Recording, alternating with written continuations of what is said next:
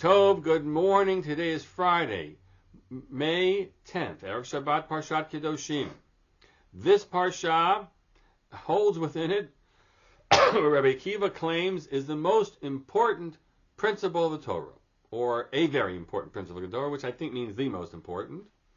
And Rabbi Akiva quotes the verse that we find in the Parsha, Ve'ahavta l'reacha kamocha, you shall love your neighbor as yourself. That, Rabbi Akiva declares, is the most important principle in the Torah. Okay? There is a disputant that Rabbi Akiva has to deal with, and that is the teaching of Ben Azai. Ben Azai says, I'll tell you the most important principle in the Torah. It is, Zeh Sefer Toldot Adam. Quoting a verse in Bereshit, this is the book of the generations of man. And you scratch your head and you say, what? Why is that the great principle of the Torah? Love your neighbor as yourself. Right, that's a very important principle. Be kind. Be nice. If you want to know what the Torah expects you to do, be nice.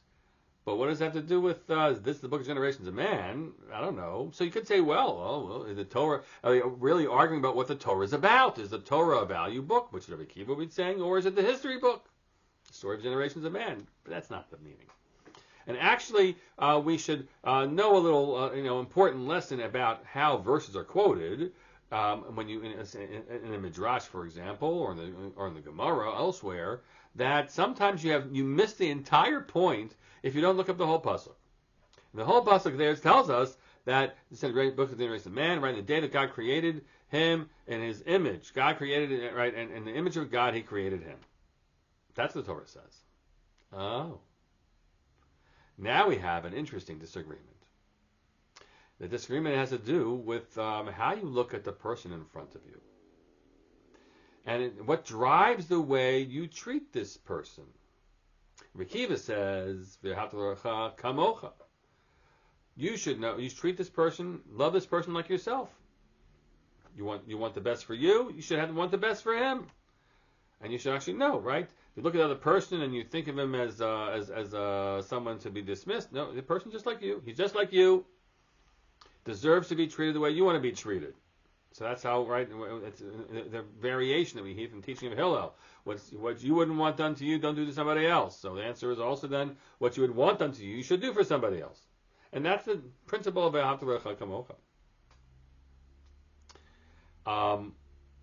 Comes along Rabbi Ben Azai and argues differently and says, no, Zeh Sefer Toldot Adam, God created man, but in the demus, in the image, and the reflection, and the appearance of God.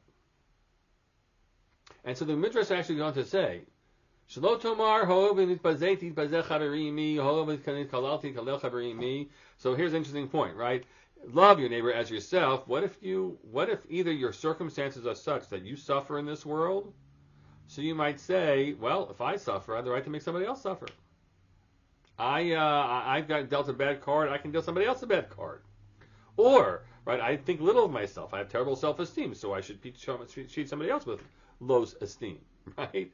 If it's really dependent on kamocha, so then it's a very dependent factor about who you are and what your life is, right? That's the reason to reject this as a factor and say, no, there's a standard that's always there, the person like God. And that's really true. It's very valuable. But it also takes us another level, which is, how do you look at the person in front of you? How do you look at the person in front of you? Now, there's a value in being able to say of that person, this person is just like me. Let's presume a healthy self-regard, and hopefully where you want the best for yourself, and you work to have the best for yourself. So before you work around somebody, before you bulldoze over somebody, or consider even cheating somebody, whatever it is, like pause and say, wait a minute, this person's like me. This person also wants to feed his family. This person also, right? And I have to reflect on that person and that personhood through the lens of my own self. And that's right. So there is something in that we should always do that and say, what would I want? Right? If I wouldn't want this, how could I treat the person that way? And then to be able to say that it's not only that. I look at the person in front of me and I say, this person isn't just like me. with our comparing yourselves to each other. There's persons in the image of God. This person, she deserves my regard because she has godliness to her. And irrespective of whether my story or not, I must treat this person right because the person is holy. The person has an infinite value. The person's in the image of God. We don't have to paskin and make a decision between these two. They're both in the Torah in the end. And we can say, I hold by Rabbi Akiva and Rabbi Ben Azai. And imagine ourselves in all our interactions in these two ways. Imagine the other in front of us, both as a reflection of myself, as a reflection of God, and in so doing, will open up for us the most generous and loving spirit that will seek to the good of that person and ultimately devolve well on ourselves too.